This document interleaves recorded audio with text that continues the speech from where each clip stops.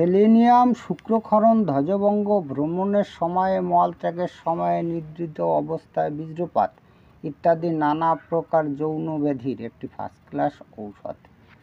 লক্ষণ সাদৃশ্যের অভাবে ঔষধটি প্রয়োগ করে নিষ্ফল হতে হয়। এই অসুবিধা দূর করার জন্য আজকের ভিডিওতে এমন কয়েকটি লক্ষণ আপনাদের সামনে এক্সপ্লেন করে শোনাবো, যা দেখে ঔষধ নির্বাচন করলে অব্যর্থ ফল পাবেন।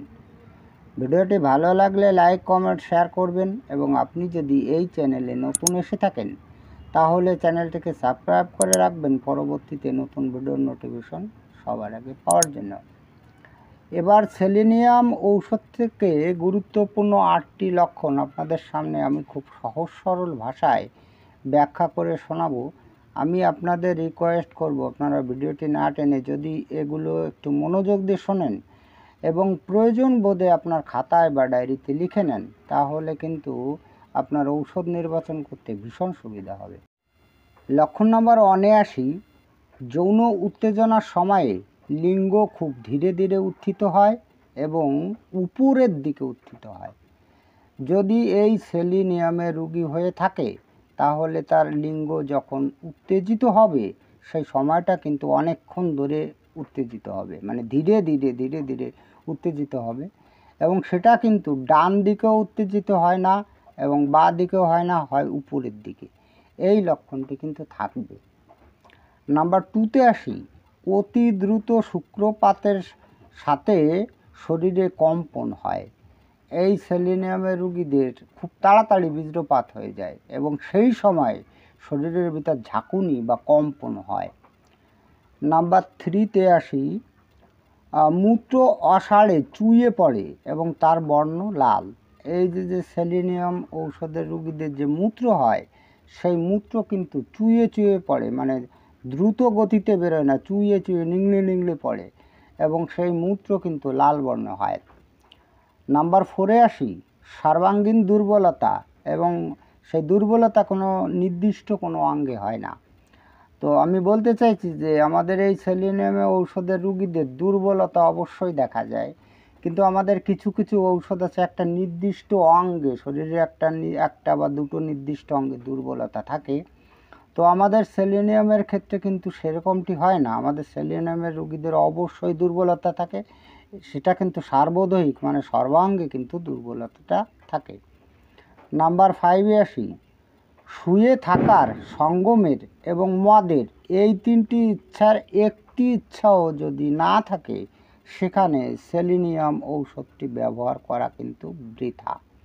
অর্থাৎ সেলেনিয়ামের রোগী যদি হয় তাহলে কিন্তু এই যে আমি 3টি নেশার কথা বললাম, এই 3টি নেশা বা 2টি নেশা অথবা 1টি নেশা থাকতেই হবে। সেটা হচ্ছে কি, শুয়ে থাকার, মানে সবসময় শুয়ে থাকতে চায়, সঙ্গমের এবং মদের, এই মদের স্থলে অন্য কোনো নেশাও হতে পারে। তো সেলেনিয়ামের যদি রোগী হয়ে থাকে এই 3টি নেশার একটা, দুটো বা 3টেও থাকবেই থাকবে, অন্যথায় কিন্তু কোনো অবস্থায় সেলেনিয়ামের ঔষধের কথা ভাবা যাবে না। নাম্বার 6এ আসি, কোষ্ঠকাঠিন্যে মল কিন্তু বড় ন্যাড় হয় এবং মোটা, তার মধ্যে চুলের মতো আঁশ থাকে। সেলেনিয়ামের রোগীদের অবশ্যই কোষ্ঠবদ্ধতা থাকে এবং সেই কোষ্ঠবদ্ধতায় মল কিন্তু বড় ন্যাড় হয় এবং মোটা ন্যাড় হয় এবং সেই মলের মধ্যে চুলের মতো আঁশ পদার্থ কিন্তু থাকবে। নাম্বার 7এ আসি, স্বরথলির দুর্বলতার জন্য কথা বলার পূর্বেই খেকুর দিয়ে গলা পরিষ্কার করে নেয়। বিশেষ করে যদি রোগীরা শিল্পী হয় বা যে সমস্ত মানুষ অধিক কথাবার্তা বলে, অর্থাৎ ষড়যন্ত্র বেশি চালনা করে, তাদের কিন্তু এই লক্ষণটা অবশ্যই পাবেন। আর সেলেনিয়ামের রোগীদের কিন্তু স্বরভঙ্গের একটা প্রবণতা থাকে। তো ওই সেলেনিয়ামের রোগীরা যখন কথাবার্তা বলে তখন এরকম, আর এটাকে বলা হয় খেকুর দেওয়া। এই খেকুর দিয়ে কথা কিন্তু শুরু করে, তার গলাটা পরিষ্কার করার জন্য এই খেকুর দেয়। নাম্বার 8এ আসি, গ্রীষ্ম ঋতুতে এবং নিদ্রার পরে সঙ্গম শক্তি লোপ পায়, কিন্তু সঙ্গমের ইচ্ছাটি কিন্তু প্রবলভাবে থাকে। আর একটা বিশেষ খুব সুন্দর লক্ষণ, এই সেলেনিয়ামের যে রোগ ব্যাধিগুলো, বিশেষত যৌন রোগ, এই যৌন রোগ কিন্তু গ্রীষ্ম ঋতুতে অর্থাৎ গরমকালে এবং নিদ্রার পরে এই সঙ্গম শক্তি কমে যায়, কিন্তু তার সঙ্গমের ইচ্ছা মানে ডিজায়ারটা কিন্তু প্রবলভাবে থাকে। তো যাই হোক, আমি চেষ্টা করলাম যে 8টি লক্ষণ একেবারে সিদ্ধিপ্রদ লক্ষণ আপনাদের সামনে তুলে দেওয়ার। এবার একটা রোগীর ক্ষেত্রে এই 8টি লক্ষণ তো হুবহু কমন পাওয়া সম্ভব নয়। তো এর মোস্ট অফ 5টা 6টা যদি কোনো রোগীর মধ্যে পান, সেই যৌন রোগীকে আপনি এই সেলেনিয়াম ঔষধটি প্রয়োগ করুন, নিঃসন্দেহে কিন্তু রোগটি আরোগ্য হয়ে যাবে। তো যাই হোক, আজকে এই পর্যন্তই। খুব তাড়াতাড়ি ফিরে আসবো নতুন গুরুত্বপূর্ণ বিষয়বস্তুর ভিডিও নিয়ে। দেখা হচ্ছে নেক্সট ভিডিওতে। ততক্ষণ আপনারা ভালো ও সুস্থ থাকুন। জয় হ্যানিম্যান, জয় হোমিওপ্যাথ।